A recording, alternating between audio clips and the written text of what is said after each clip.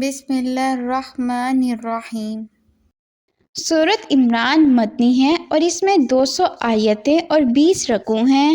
شروع اللہ کا نام لے کر جو بڑا مہربان نہایت رحم والا ہے۔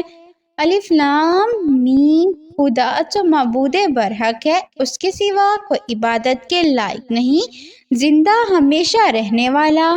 اس نے اے محمد صلی اللہ علیہ وآلہ وسلم تم پر سچی کتاب نازل کی جو پہلی آسمانی کتابوں کی تصدیق کرتی ہے، اور اسی نے تورات اور انجیل نازل کی، یعنی لوگوں کی ہدایت کے لیے تورات اور انجیل اتاری، اور پھر قرآن جو حق اور باطل کو الگ الگ کر دینے والا ہے نازل کیا۔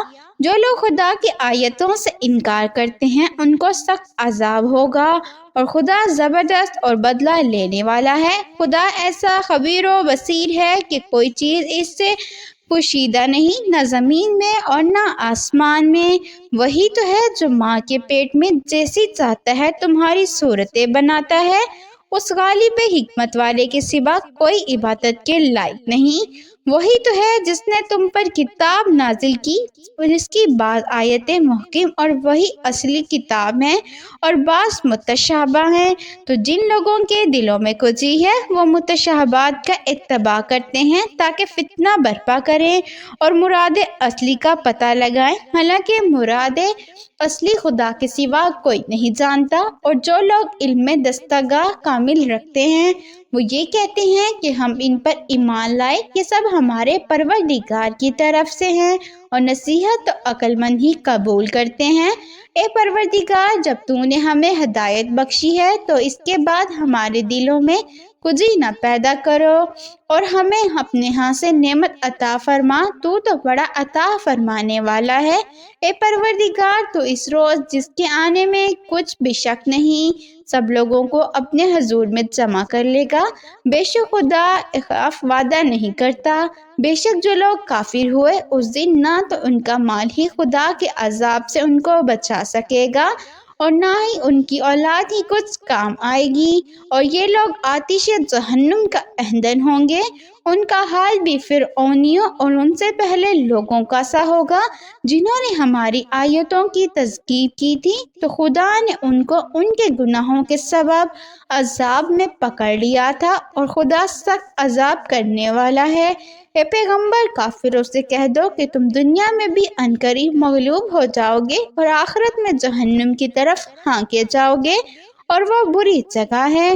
تمہارے لیے دو گروہوں میں جو جنگ بدر کے دن آپس میں بھڑ گئے قدرت خدا کی عظیم الشان نشانی تھی۔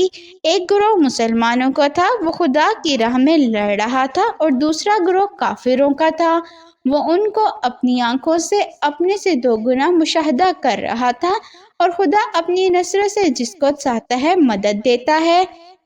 جو اہل بصارت ہیں ان کے لیے اس واقعے میں بڑی عبرت ہے۔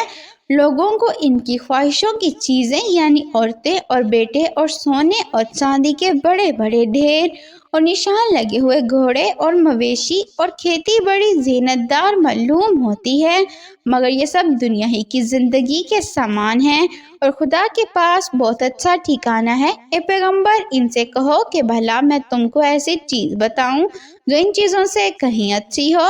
سنو، جو لوگ پرہیزگار ہیں ان کے لیے خدا کے ہاں باغات بہشت ہیں جن کے نیچے نہریں بہہ رہی ہیں، اور ان میں وہ ہمیشہ رہیں گے، اور پاکیزہ عورتیں ہیں، اور سب سے بڑھ کر خدا کی خوشنودی، اور خدا اپنے نیک بندوں کو دیکھ رہا ہے جو خدا سے التجا کرتے ہیں کہ اے پروردگار، ہم ایمان لے آئے سو ہم کو ہمارے گناہ معاف فرما اور ہمیں دوزخ کے عذاب سے محفوظ رکھ۔ یہ وہ لوگ ہیں جو مشکلات میں صبر کرتے اور سچ بولتے اور عبادت میں لگے رہتے اور راہ خدا میں خرچ کرتے اور رکعت سحر میں گناہوں کی معافی مانگا کرتے ہیں۔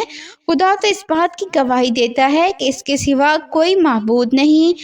فرشتے اور علم والے لوگ جو انصاف پر قائم ہیں وہ بھی گواہی دیتے ہیں کہ اس غالب حکمت والے کے سوا کوئی لائق عبادت نہیں۔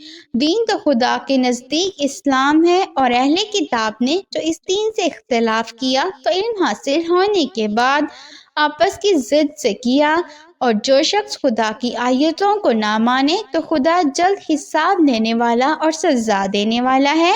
اے پیغمبر، اگر یہ لوگ تم سے جھگڑنے لگیں تو کہنا کہ میں اور میرے پیرو تو خدا کے فرما بردار ہو چکے، اور اہل کتاب اور ان پڑھ لوگوں سے کہو کہ کیا تم بھی خدا کے فرما بردار بنتے اور اسلام لاتے ہو، اور اگر یہ لوگ اسلام لے آئے تو بے شک ہدایت پالیں، اور اگر تمہارا کہا نہ مانے تو تمہارا کام صرف خدا کا پیغام پہنچا دینا ہے، اور خدا اپنے بندوں کو دیکھ رہا ہے۔